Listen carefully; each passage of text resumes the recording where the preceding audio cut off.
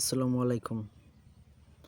আজ আপনাদেরকে আমি বলবো যে রেফার মানে কি এবং রেফার কিভাবে করে। ইউটিউবে, ফেসবুকে আপনার কোনো জায়গায় রেফার কিভাবে করা হয় এটা ভিডিও খুব কমই পাবেন। আজ আপনাদেরকে আমি দেখাবো রেফার কিভাবে করলে রেফার হয়ে যায়। তো আমি এখন মনে করেন মেলবেটের যে রেফার এটা আপনাদেরকে রেফার সম্পর্কে বুঝাবো। কিভাবে করলে আপনাদেরকে রেফার করা হবে। তো প্রথমে অ্যাকাউন্টে ঢুকে যাবেন, তারপর